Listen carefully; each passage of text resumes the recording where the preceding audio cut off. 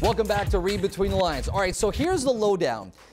He was a sensitive child brought up in a broken family. In his early life, he was filled with poverty and trouble. He became a prison inmate at 18, and by the age of 22, his life was a world story. He became the first UFC Middleweight champion and left the UFC, by the way, as a four-time undefeated champion following an epic four-round battle with sports bad boy Tito Ortiz. He secured 4 world titles. He set 2 world records for the fastest championship victories in history. He donates his time and energy to various social development and nonprofit organizations. And by the way, he speaks to various youth centers, spreading his message of hope to communities. It's great to welcome the man who even went toe-to-toe with Chuck Norris, the legend himself, Frank Shamrock. Thanks for taking the time to be on Read Between the Lines.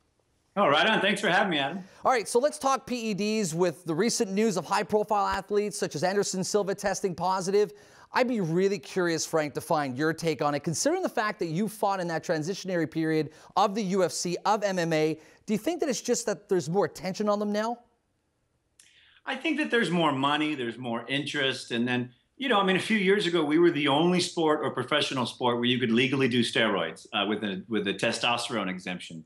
So I think our culture got just a little skewed. I mean, we were able to do steroids if you wanted to and could get a doctor to sort of approve you, and that is a generation we need to move out of. You can't, I mean, I don't know any other sport that allows you to do that. Looking back now, considering what you know, and you know of PEDs and the frequency of use, would you have done what you've done? Would you have gone ahead and gotten involved in a sport like this, considering the dangers, considering PED usage that you know of back in the day? Well, truthfully, if I had any other education or option, I probably would have chosen that as opposed to this sport. But I just came up in the sport, and it was what I was sort of destined to do. I can tell you that it certainly sped up my exit from the sport, seeing a culture of steroid use and seeing and knowing that I'd be fighting people on steroids and that there was nothing that could be done about it. It certainly shocks and it concerns me because I'm thinking, I got a 6-year-old girl, so I'm thinking 20 years ahead.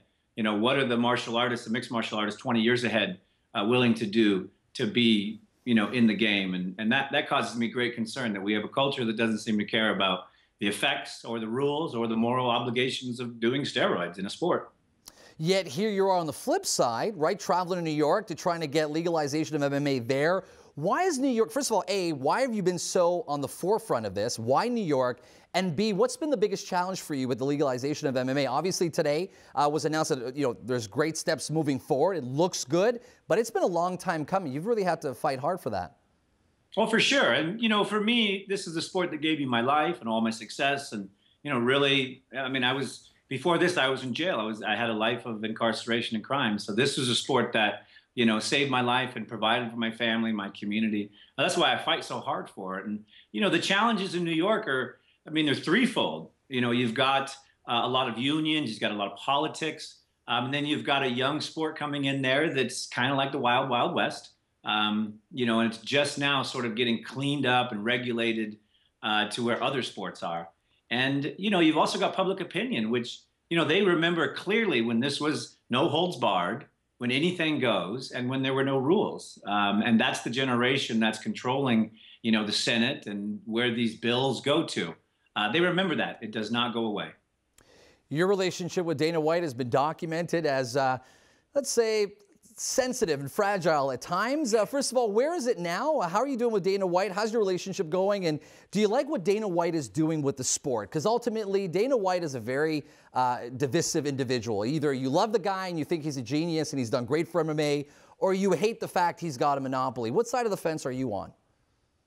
Well, I dislike the fact that there's a monopoly in the sport. That is just, you know, that's not fair for competition and for growth. And then for the future generations, that concerns me greatly.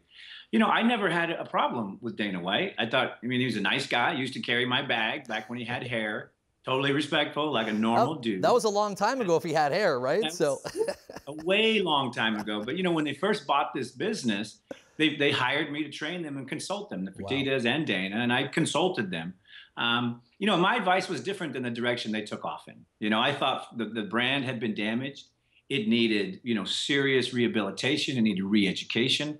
And their advice was, and their position was, we're just going to put a new label on it. We're going to roll it back out, and everyone's going to love it. You know, and that's when my consultations ended, because I was like, guys, I don't know about this. They went a different course. They were obviously successful in the end. But in the early days, you know, I did not believe in the direction they were going because I didn't think it was correct.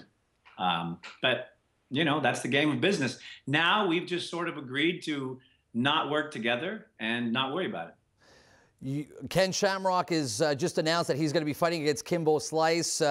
He says he's a better fighter now than he was 15 years ago. Real quick, did he actually give you the heads up that he was going to do this? Did he ask you for his advice? No, he did not ask me for advice. Ken doesn't ask anybody for advice. He does whatever the heck he wants. Yeah, he comes across that way for sure. For sure. You know, I was shocked just because of his age. You know, and I kind of thought that era had passed for him. But, you know, if he wants to keep going, that's the thing. Is if you're an athlete and you want to compete and someone will pay you, that's what the game's about. All right, so don't lie. Don't lie. I'm putting you on the spot. Did you think about making a return when Ken told you that? No. Real quick. I'm done, man. I'm done. Real quick, before we let you go, I know you've got so much work and so many great projects. I can't thank you enough for taking the time to be on the show. Where can people catch some of the projects, TV shows? You're a jack of all trades, man. You're all over the place. Where can people catch some of the stuff you're involved with? Well, you can always get me at frankshamrock.com or anywhere on social media at Frank Shamrock. And our newest project is a show called Shamrock MMA. We're doing an amateur star shirts through the mixed martial arts organizations. We're looking for that next superstar, that next Frank Shamrock. Whoever wins that competition, send them our way. We'd be more than glad to have them on the show. Right before we let you go, we're going to have some fun with you as always. It's our rapid fire segment. I'm going to ask a couple questions. You could either answer with a yes, a no, first thing that comes to mind, or you could say read between the lines if you want me to skip questions. Ready to go? Okay. All right. Would you rather receive a knockout blow or a submission? Submission. Who's the one guy, regardless of weight class, that you would have loved to fight in their prime? Sakuraba. True or false, you accumulated 22 fights before even making your appearance in the octagon for the first time?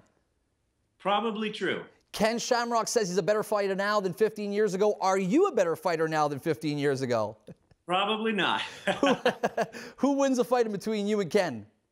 Me, every time. Do you agree with Joe Rogan's statement that Ronda Rousey would beat half the men in the bantamweight division weight class? No. Who would you rather have alone in the cage with you, Dana White or Scott Coker? Dana White, every day. Considering you shot an episode of Walker, Texas Ranger with Chuck Norris, would he have stood any chance in MMA? Yes. Chuck was an amazing martial artist, and he would have whooped butt. Well, you're awesome. Thanks so much for taking the time. We'll catch up with you soon. Thanks for doing this, Frank. Anytime. Thanks, bud. Stay with us after the break. My rant is up next. You don't want to miss it.